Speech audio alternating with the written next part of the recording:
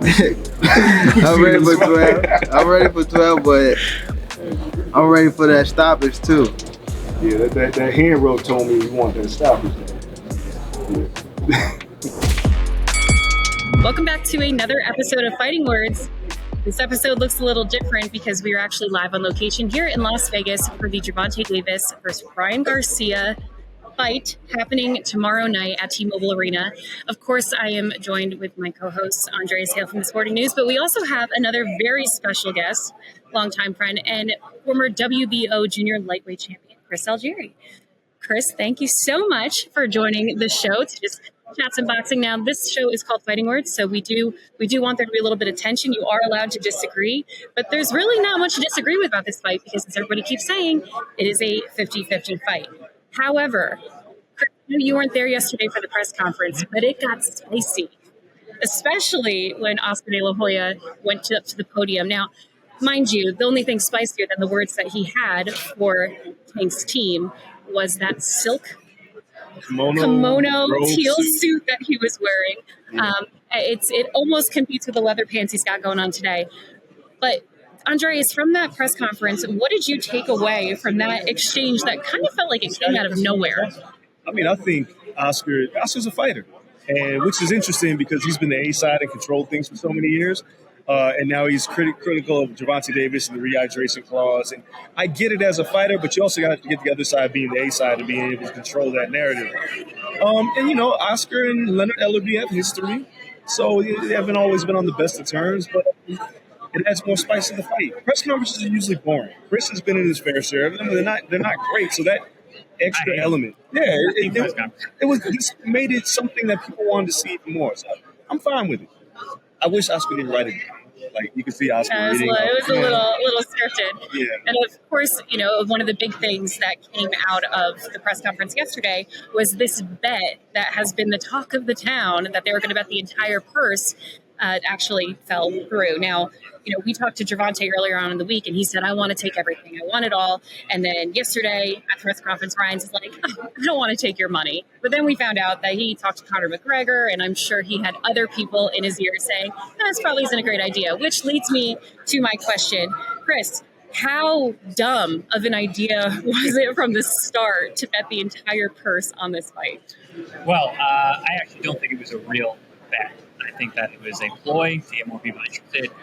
We start pulling in Conor McGregor. We start getting it just raised more eyes to the sport. It's a good move. It's a very good tactical move on both their parts. They were never going to put up their purse. Nobody's putting up their purse. We are prize fighters. We fight for money. This is not winner take all situation. That's just not how fighting works. It's prize fighting. So I think it was a very smart move on their part. I got a lot of casuals who would be like, oh man, there's going to be a winner take all. No, it's not. Anyone who knows anything about boxing knows that it's never going to happen. I don't care how much these guys are talking to each other about it. But it got people interested, so well done. So I got to ask, though, because as a fighter, when you have that kind of an ego, there's a part of me that believes that Tank wanted to do it. And Brian, for a minute, wanted to do it. And the teams don't want to do it because, obviously, if you lose to a decision or hurt yourself and you disqualify or anything like that happens, it's not you. Your whole team doesn't eat because of this. So, as a fighter, do you think those two might have been like, I put everything on the line because of my ego? No, you don't believe it at all. All right. No, they have, like you said, they have a team. They have managers. They have promoters. They have people that pay. They're going to get a big payout on Saturday night or Monday when the check clears. But it's not realistic to do that. And then so say you do that. How are you going to divvy it up? How are you going to know how much you really made each guy? What are we doing here? Like, come on, this is fantasy talk. Well, and then the other big narrative around this fight, of course, is the winner is going to be the face of boxing. And talking to other media members and other fans, they argue that's still Canelo. And even just asking Oscar De La Hoya a few minutes ago, he said, yeah, it's Canelo for now, but this is going to be the next generation. It's going to be younger.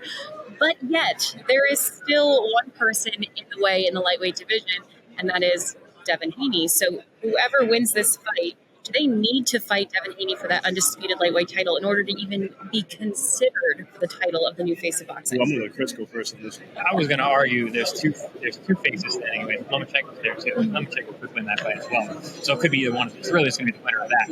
But in terms of face of boxing, no, the winner of this fight is not the face of boxing. It's still Canelo. It's not going to upend Canelo with the win here. But I agree with Oscar De La Hoya. This is putting them on the track to be the future face of boxing, and it could be relatively soon. Always could be very quick minutes, Oscar, in the background. But yeah, no, I agree with Oscar's assessment that these guys are the future face of boxing. And a big win here, I mean, that's going to shoot them to the front of the line because there's so many eyes on this fight. In particular, both these men have their own fans who aren't necessarily boxing fans. They're Ken Davis fans or they're Ryan Garcia fans. Bringing more eyes to the sport is a good thing. That's why there's so much hype around this fight and why even boxing people are so excited about this fight. There's not even a title on the line.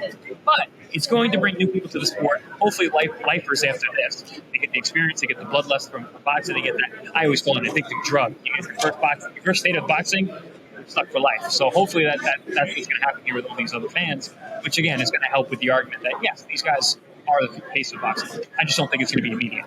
Yeah, I don't think it's immediate either. And I don't think the path is through Devin Haney either. At 135 pounds at lightweight, Ryan's probably not fighting at 35 yet. Yeah. And obviously, whether Devin Haney beats Lomachenko or not, there's still Shakur Stevenson that's right there at 35. So the path to be in the face of boxing doesn't go through Devin Haney. I think Gervonta's path to be in the face of boxing is longer than Ryan's. I think Ryan wins, he gets a little bit closer. Gervonta feels like when Floyd beat Daniel Corrales. And it feels like you got a bigger mountain to climb.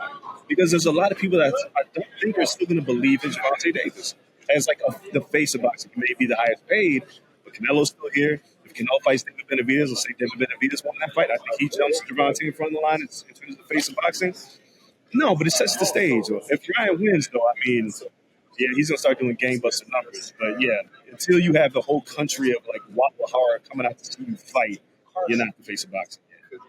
Well, it's funny you should mention that because regardless of whether or not they will become the face of boxing, we've been at Canelo fights. We've seen the theatrics and all of the fans just completely taking over the city of Las Vegas.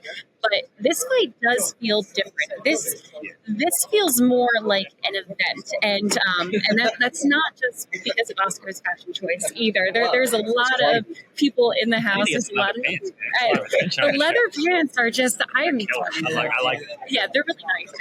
I did ask him where he got them from, out of my budget. But we expect a lot of celebrities and athletes to be in attendance for this fight. Why do you think that this is like as big as it is?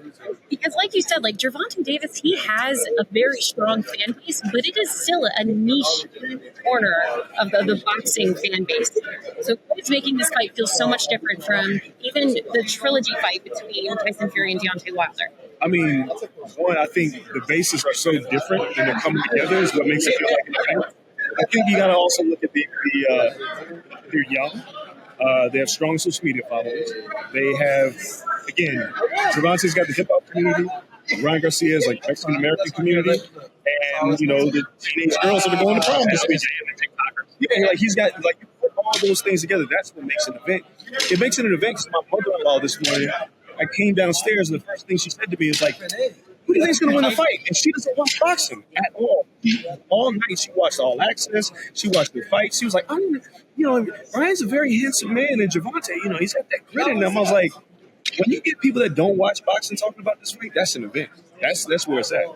I'm sorry if it's a little loud, but Sean Porter is actually in front of us right now playing Connect 4. Our cameras are busy, so we can't show you, but that's what that clicking sound is. So anyway, Chris. So I agree with everything you said, and I alluded to that in the question prior, that the fact that there's so many eyes on this sport that are not necessarily boxing fans are getting drawn to the people involved, the characters of the fight. Listen, big fights need to have their foil, right? Every fighter to have their generational, their generational career really be looked at in totality. You got to have that major fight. And these guys are that, and you mentioned it a little bit. But you got also the optics of it.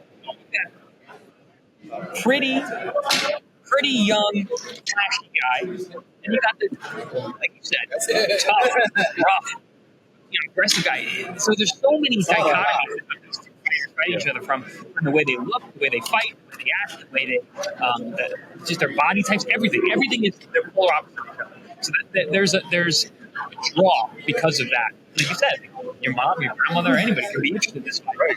It could be like, oh, he's so cute, he's fighting, but then also like, oh, that guy's fighting's really tough. I want to see this. Yeah. It just touches on a lot of visceral aspects of the sport, this matchup, and I think that's where a lot of the desire to see this fight happen. Well, no matter how cute you both think Ryan Garcia is or how much you like his TikToks, they are both very talented fighters, and we do expect to see a really good show in the ring tomorrow night. So with that being said, of course, I got to get your fight predictions. We're about to head to weigh-ins. But Andreas, who do you got for this fight? For sporting news, I literally put Ryan Garcia wins by stoppage. I am changing my pick. Wow, okay. Because breaking news. There's so many variables to this fight that I really don't know what's going to happen. We've never seen Gervonta hit by somebody like Ryan Garcia. We've never seen Ryan get hit by somebody like Tank Davis. We've never seen them have to dig deep and do something different. Like when Tank hurt his hand against Eastside Cruz, we saw him have to box. But he wasn't really threatened in that fight. Ryan's a threat. But as of right now, I feel like Tank's boxing is a little underrated. And I get concerned when Ryan throws that check left hook because he drops his right hand a lot. He holds his chin high, which also Gervonta got to jump to hit him, but it is what it is. He fought Mario Barros and knocked him out. So as of today, I'm going to say Gervonta by stoppage. It might change tomorrow, though. As of today. Yeah, as of today. As the weigh-in, and I'm changing my pick. I can't figure it out. How this fight goes. I've been flip-flopping on this fight in my mind for a long time. My head and my heart are at ends right now in terms of who I think is going to win. My head is going with Gervonta, which I think most people in the boxing community are. But my heart's with Ryan. I can see Ryan getting him. I can see especially early on because the power of Ryan's shocking. It's the speed and it's you never felt the shot like that. You never know you can take it or you don't. So, but my final pick would be Gervonta Davis. See, this is so difficult. The thing that gets me is Gervonta's punch output is so low that he can find himself into a hole. Literally the lowest in champions. Yes. But he's the most accurate. Remember, that was his comeback during the press conference. And that's fantastic. But again, you haven't fought somebody like Ryan Garcia, who's an offensive threat.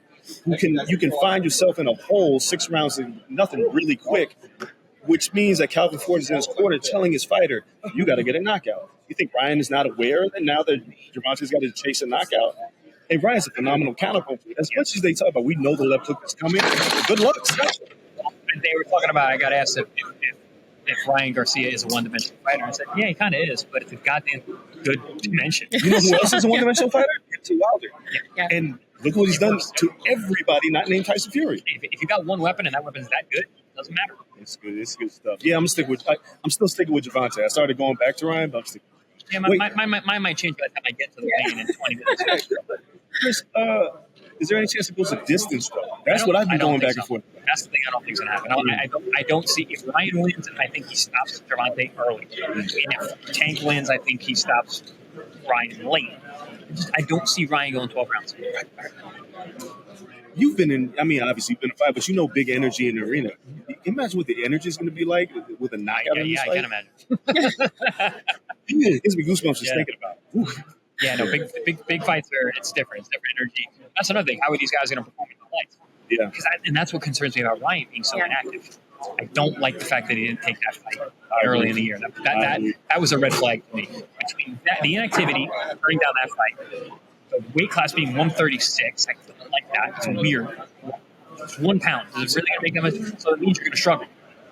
And 1 pound's not going to help that much. You're still going to struggle. And then the rehydration, I literally hate. I hate the idea of rehydration. I think it's dangerous. I don't think any fighter should have to go through that. But it's those 3 factors are red flags to me. There's a part of me that also wonders, like, does Ryan just blow past the rehydration clause and pay the fine? Depends how big the fine is. It depends if there's any other stipulations. Because sometimes if you blow it, they have to weigh you in again plus 5 pounds to 1, or something like that, at 10 or a 2. Or there's a lot of ways to skin that cat. But yeah, if it's not a big fine, I'd blow right through that. Take that money. Yeah. Especially now that they're going to have a purse either way. Yeah. So, maybe he could afford to pay the fine. But either way, I mean, everybody keeps saying it's a 50-50 fight. And if this discussion has proven anything, it's that we are still 50-50, even though leaning towards Gervonta Davis for now. But again, that could change. Still, I'm Who still knows? thinking about it. I don't know. Who knows? Yeah, everyone keeps saying 50-50 fight. I'm like, I don't like that. I think it's a pick 'em fight, but I'm looking like a 60-40. Okay. Yeah, sounds good. Yeah. We'll take it.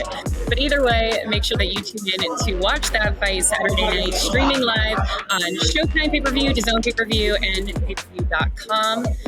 Live from Las Vegas, I'm Karisa Maxwell, joined by Andreas, Hale, and Chris Algieri, and we'll see you next week on Fighting Words.